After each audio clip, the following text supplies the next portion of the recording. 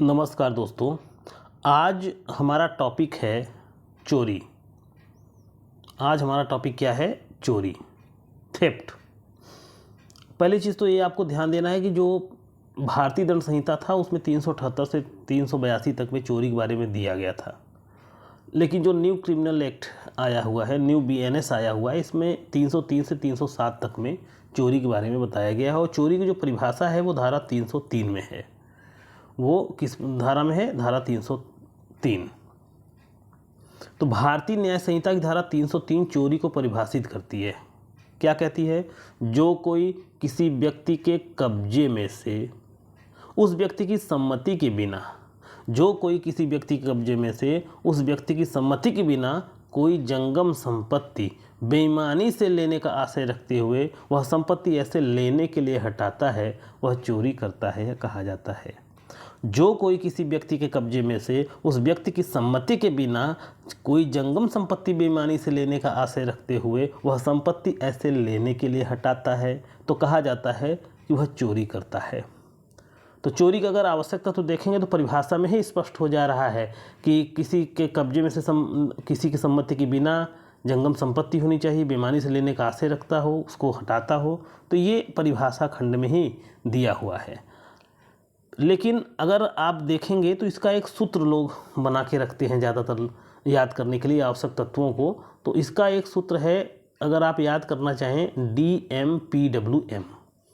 D का मतलब है डिसऑनेस्टली यानी बेईमानी से, एम का मतलब है मूवेबल प्रॉपर्टी। ध्यान देना है, जंगम संपत्ति यानी मूवेबल प्रॉपर्टी होता है जो, वही चोरी का विषय वस्तु होता है। पजेशन, किसी व्यक्ति के कब्जे में होना चाहिए संपत्ति। W विदाउट कंसेंट और मूव्स दैट प्रॉपर्टी। DMPWM से आप इसके तत्वों को सीरीज वाइज क्रम याद रख सकते हैं। अब यदि उपरोक्त परिभाषा का विश्लेषण करें, ये जो उपरोक्त परिभाषा हमने पढ़ा था उसका विश्लेषण करें तो यही आवश्यक तत्व जो है, ये आवश्यक तत्व इसके निकल के आते हैं। क्या आवश्यक तत्व है? आइए देखते हैं। ये है, पहला है आवश्यक तत्व कि संपत्ति लेते वक्त बेईमानीपूर्ण आशय का होना। चोरी के अपराध के लिए पहला आवश्यक तत्व यह है कि जिस समय संपत्ति ली जा रही है उस समय व्यक्ति का आशय कैसा होना चाहिए? बेईमानीपूर्वक होना चाहिए। वह संपत्ति चल होनी चाहिए। संपत्ति का जो इस वक्त संपत्ति को लिया जा रहा है वह दूसरे व्यक्ति के कब्जे में होना ही चाहिए। ठीक है। अभी जो संपत्ति किसी कब्जे में नहीं होती, क्या वो चोरी विषय वस्तु हो सकती है? अभी इन सब का विश्लेषण पढ़ेंगे तो उसमें बड़े अच्छे से इसके बारे में जानेंगे। तीसरा आवश्यकता तो है संपत्ति को दूसरे व्यक्ति की सम्मति के बिना, विदाउट कंसेंट, सम्मति के बिना लिया जाना चाहिए। और संपत्ति को ऐसे लेने के लिए उसके स्थान से कुछ दूर हटाया जाना चाहिए। तो ये 5 आवश्यक तत्व है जो परिभाषा खंड में भी आपने देखा था। अब इसी 5 तत्व का विश्लेषण करेंगे और बहुत बृहद विश्लेषण करेंगे।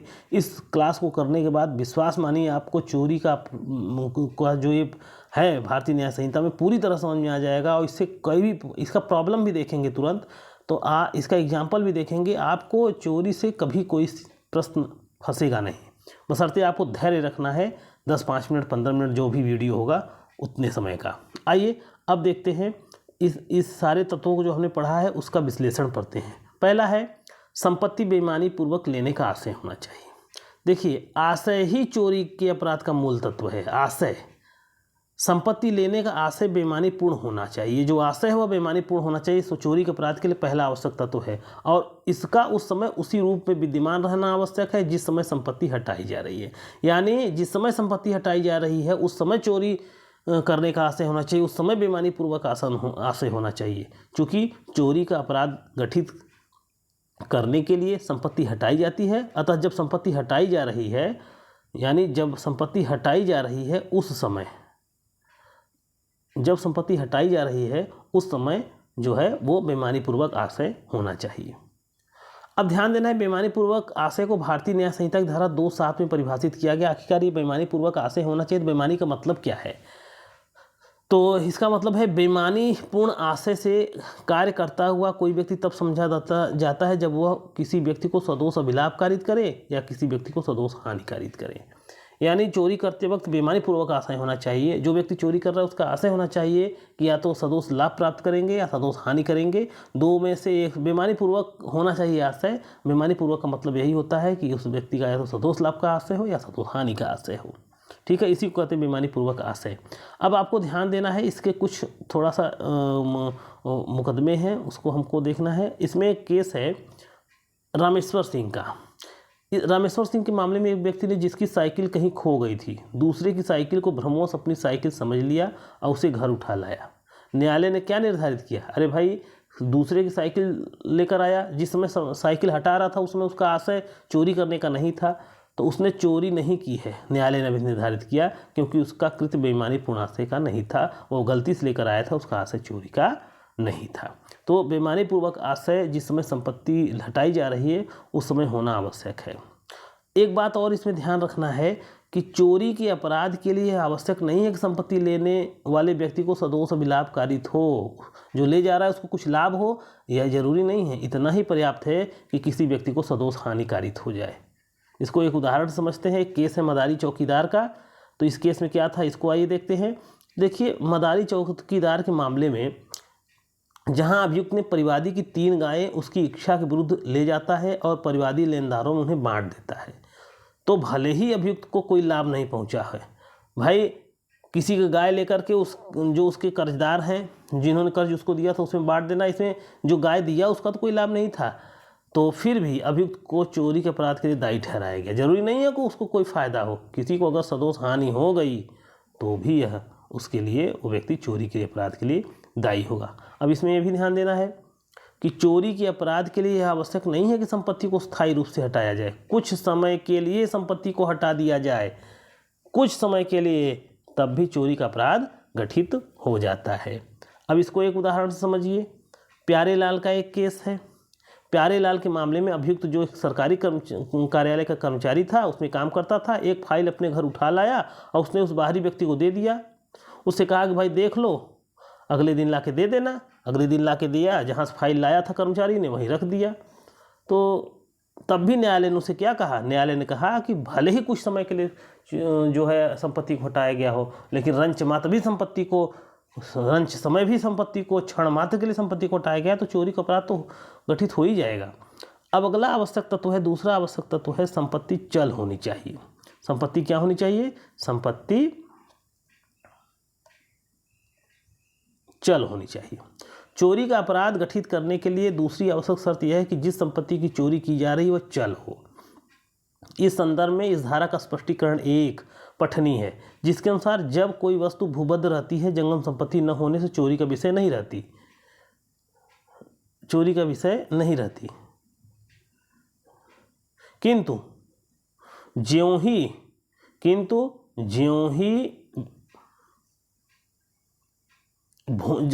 ही उसे भूमि से अलग किया जाता है वह चोरी का विषय वस्तु हो जाता है। इसका दृष्टांत देख लेंगे वृक्ष से काटने वाला, कि एक व्यक्ति वृक्ष को जैसे ही काटता है चोरी करने के लिए, चोरी का अपराध गठित हो जाता है। अब यहाँ ध्यान देना है, विद्युत तार में प्रवाहित विद्युत चल संपत्ति नहीं आता, विद्युत चोरी संहिता के अंतर्गत नहीं आता। कहने का मतलब विद्युत चोरी का अपराध विद्युत अधिनियम से आदमी व्यक्ति दंडनीय होता है, वो जो है इस अधिनियम के अंतर्गत नहीं आता, क्योंकि विद्युत तार में प्रवाहित विद्युत चल संपत्ति नहीं मानी गई है। इसके अलावा आपको ध्यान देना है, मानव शरीर चाहे जीवित हो या मृत हो चल संपत्ति नहीं है, अतः इसकी भी चोरी नहीं की जा सकती। ठीक है, तो मानव शरीर भी चल संपत्ति नहीं है, इसकी भी चोरी नहीं की जा सकती। अब आइए देखते हैं संपत्ति को किसी के कब्जे से हटाया जाए। पहला था आवश्यक तत्व कि संपत्ति जो हटाई जा रही है, हटाते वक्त व्यक्ति का बेईमानी पूर्वक आशय होना चाहिए, संपत्ति चल होनी चाहिए। अब संपत्ति को किसी व्यक्ति के कब्जे से लिया जाना चाहिए, कब्जे से लिया जाना चाहिए। चोरी का अपराध गठित करने के लिए संपत्ति का किसी व्यक्ति के कब्जे में होना, अधिपत्य में होना आवश्यक है। अधिपत्य स्वामी के रूप में हो सकता है या अन्यथा। अतः ऐसी संपत्ति जो किसी व्यक्ति के कब्जे में नहीं है, चोरी का विषय वस्तु नहीं होती। ठीक है, जैसे जंगली पशु, राजमार्ग पर पड़ी हुई वस्तु जिसके मालिक का खोजने से भी पता नहीं लगाया जा सकता, तो ऐसी संपत्ति भी चोरी का अपराध गठित नहीं करती। जैसे आप देखिए, चौथा आवश्यक तत्व क्या है? चौथा आवश्यक तत्व है बिना सहमति से लिया जाए। कोई व्यक्ति जिसका बेईमानी पूर्वक आशय है किसी चल संपत्ति को लेने का, उसका बेईमानी पूर्वक आशय है, चल संपत्ति लेने के लिए वह जो है, तीसरा आवश्यक तत्व आपने देखा कि संपत्ति को उसने लेने किसी कब्जे से ले लिया है, और किसी कब्जे से जो संपत्ति ली जा रही है वह बिना उसकी सहमति के होना चाहिए। चोरी का अपराध गठित करने के लिए आवश्यक है कि किसी की संपत्ति उस व्यक्ति की सम्मति के बिना, सहमति के बिना ली गई हो जिसके कब्जे में थी। स्पष्टीकरण 3 साथ में पढ़ना चाहिए, इस तथ्य को और स्पष्ट करता है। स्पष्टीकरण 3 क्या कहता है? स्पष्टीकरण 3 कहता है कि सहमति अभिव्यक्ति विकसित हो सकती है, और ऐसी सहमति या तो उस व्यक्ति द्वारा दी जा सकती है जो संपत्ति धारण की हुई है, या उसके प्राधिकृत किसी अन्य व्यक्ति द्वारा दी जा सकती है। ठीक है, तो सम्मति अभिव्यक्ति विकसित हो सकती है, स्पष्टीकरण 3 कहता है। अब आता है संपत्ति का हटाया जाना। 5वां आवश्यक तत्व है संपत्ति का हटाया जाना। देखिए, संपत्ति का उसके स्थान से रंच मात्र भी अगर हटा दिया जाता है, हटाया जाना चोरी का अपराध गठित कर देता है। अतः यह महत्वहीन है कि हटाने के पश्चात संपत्ति को कितनी दूर ले जाया गया, ये कोई बात ही नहीं है। इसी बिंदु के साथ स्पष्टीकरण 2, 3, 4 भी पढ़ना चाहिए। 2, 3, 4 में भी पढ़ना चाहिए। क्या है उसमें? स्पष्टीकरण 2 कहता है हटाना उसी कार्य द्वारा। स्पष्टीकरण 2 कहता है कि हटाना उसी कार्य द्वारा जिसके द्वारा कोई स्थावर संपत्ति पृथक कर चल संपत्ति बनाई जाती है हो सकता है। ठीक है। स्पष्टीकरण 3 कहता है हटाने के संबंध में कि कोई व्यक्ति किसी चीज़ का हटाना कारित करता है, तब कहा जाता है जब वह उस बाधा को हटाता है जो उस चीज़ को हटाने से रोके हुए है, या जब वह उस चीज़ को किसी दूसरी चीज़ से पृथक करता है तब वह वास्तव उसे हटाता है। ये सब आपको उदाहरण से भी समझाया जाएगा। उसके बाद अगला है स्पष्टीकरण 4 क्या कह रहा है हटाने के संबंध में। स्पष्टीकरण 4 कहता है कि वह व्यक्ति जो किसी साधन द्वारा किसी जीव जंतु का हटाना कारित करता है उस जीव जंतु को हटाता है या कहा जाता है। यानी अगर आप कोई जीव जंतु कोई वस्तु ले जा रहा है, आप उस जीव जंतु को ही हटा देते हो तो वस्तु को भी हटा दिए माना जाएगा। ठीक है। अब देखते हैं, यहाँ आपको कुछ उदाहरण दिया गया है, ये चोरी नहीं है। जैसे हाँ, अब आप बताइए इसका कारण। हाथ से छड़ी प्रहार करने के आशय से लेना, किसी के हाथ से छड़ी लेकर के मारने के आशय से लेना, यहाँ आशय चोरी का नहीं है। चोरी का आशय होना आवश्यक है, इसलिए यह चोरी नहीं माना गया। किसी वास्तविक विवाद को सुदृढ़ करने हेतु चोरी, वही चोरी का आशय नहीं है। अपना विवाद में किसी चीज़ चोरी किया कि दिखाएंगे और बताएंगे देखिए यही विवाद का जड़ है। अगला है भूल के अधीन संपत्ति लेना, भूल से ले रहे हैं तो वही आशय नहीं है। मरम्मत करने के लिए वस्तु देना और समय पर मरम्मत न करने पर बलपूर्वक संपत्ति अपना ले लेना, वही चोरी का आशय नहीं है। किसी खड़े वृक्ष का विक्रय अचल संपत्ति नहीं है। खड़े वृक्ष को बेच देते हैं तो मैंने पहले ही बताया कि जो है चल संपत्ति चोरी का विषय वस्तु है। तो आप अगर खड़े किसी वृक्ष को बेच देते हैं तो वो चल संपत्ति नहीं है, वो तो अचल संपत्ति है। हाँ, जब वो इस वृक्ष को काट दिया जाता है, ज़मीन से अलग कर दिया जाता है, चोरी का विषय वस्तु हो सकता है। कटी हुई लकड़ी को ले जाना, कटे हुए पेड़ को ले जाना। ठीक है, ये अपराध का गठन, चोरी का अपराध गठन करता है। अब ये सब जो उदाहरण दे रहे हैं चोरी का अपराध है। क्या है?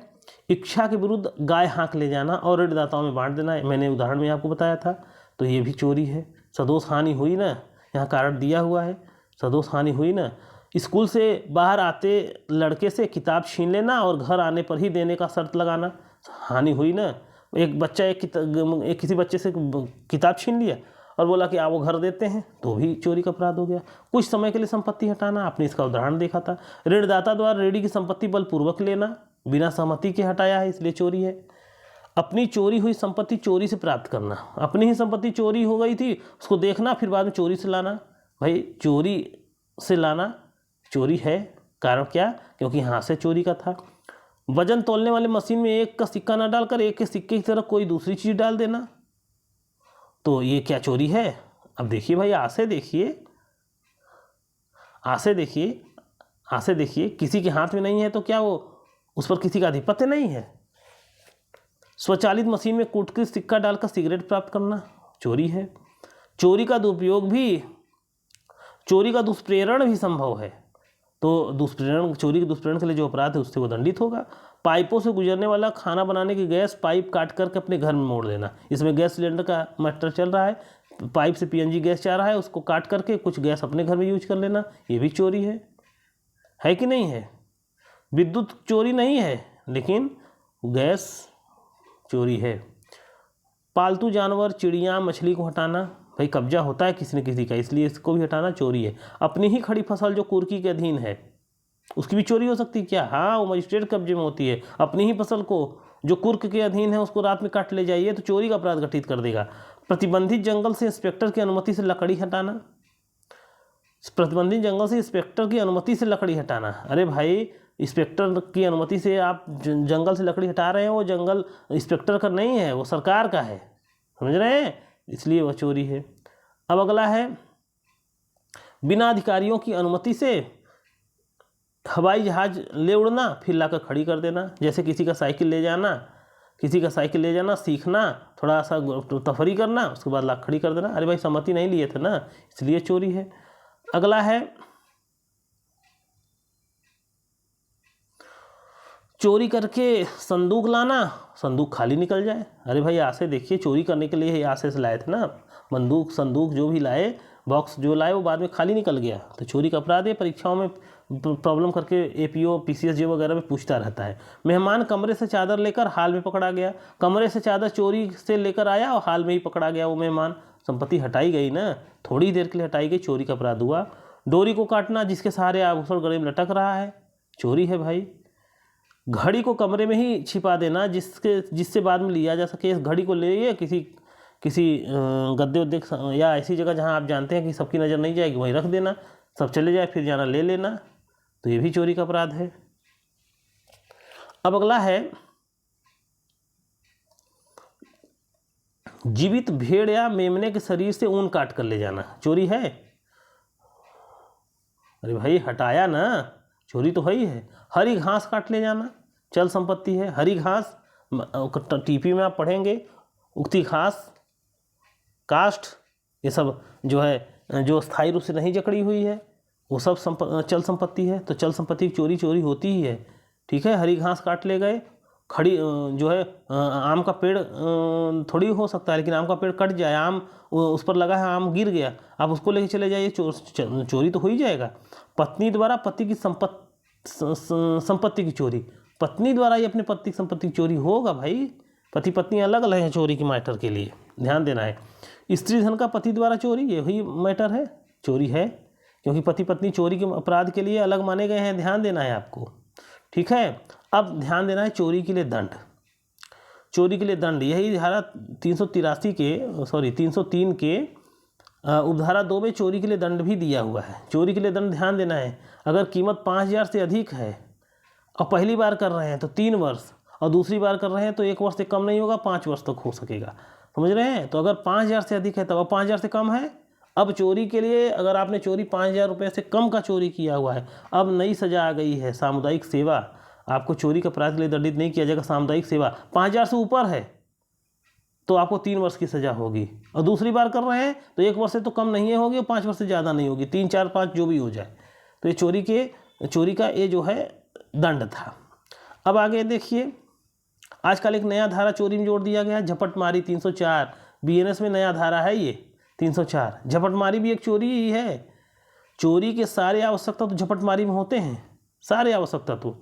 जब चोरी में अचानक शीघ्रता से बल प्रयोग जुड़ जाता है तब यह झपटमारी हो जाता है। चोरी और झपटमारी में यही अंतर है। सारा आवश्यकता तो है, बेईमानी से होना चाहिए, कब्जे में होना चाहिए, बिना उसकी सहमति के लेना चाहिए, हटाना चाहिए, सब चोरी वाला होता है तत्व इसमें। लेकिन एक चीज़ और हो जाता है, शीघ्रता से बल प्रयोग करके जब चोरी का अपराध किया जाता है, शीघ्रता से और बल प्रयोग करके अगर चोरी का अपराध किया जाता है तो ये झपटमारी हो जाता है, स्नैचिंग हो जाता है, ठीक है। झपटमारी के लिए 3 साल के दंड का प्रावधान है। जो चोरी के दंड का प्रावधान है वही झपटमारी के लिए दंड का प्रावधान है। तो चोरी के लिए और कुछ महत्वपूर्ण धाराएं हैं, इसको अगर आप एक ट्रिक से याद करना चाहें तो कर सकते हैं। चल झट से न लिपीक अब, कोई व्यक्ति कह रहा है अपने लिपीक से, चल झट से न लिपीक अब। चल से क्या है, ध्यान देना है। चल से चोरी 303 में दिया गया। अच्छा, पूरी धाराएं हैं ये ट्रिक से। चल झट से 304 झपटमारी, न से निवास गृह आदि में चोरी 305 पे दिया गया है। लिपीक लिपि का सेवक द्वारा चोरी, अब मतलब अवरोध, उपहति, मृत्यु की तैयारी के पश्चात चोरी 307 में दिया गया है। तो ये इतने चोरी के आवश्यक धाराएं थीं। ठीक है, विश्वास है आपको समझ में आया होगा। दोस्तों एक बात आपसे ये कहनी है कि ये जितने भी नोट्स हैं ये सारे सब्जेक्ट के नोट, ऐसा नहीं है 2-4 पेज दिखा करके आपको नोट्स दिया जाएगा, प्रोवाइड कराया जाएगा। हिंदी के नोट्स आपको सारा नोट्स है, मैंने शॉर्ट वीडियो में कई का तो पूरा डाल दिया है। अब फ़ोटो खींचते खींचते दोस्तों जो है 2-2 घंटा लग जाता है अगर 50-60 पेज का खींचना है तो जो है किसी का पार्ट 1 करके, पार्ट 2 करके, पार्ट 3 करके सब फ़ोटो खींचा गया है। अगर आपको चाहिए नोट्स चाहिए तो आप इस व्हाट्सएप नंबर पर 83 17 05 13 14 इस पर आप संपर्क कर सकते हैं। पर सब्जेक्ट 99 रुपया है दोस्तों, ये ध्यान दीजिए, पर सब्जेक्ट 99 रुपया। कोई भी सब्जेक्ट आप लेंगे 99 रुपया, चाहे छोटा हो चाहे बड़ा हो, 99 रुपया में आप नोट्स ले सकते हैं। ठीक है दोस्तों, तो नमस्कार।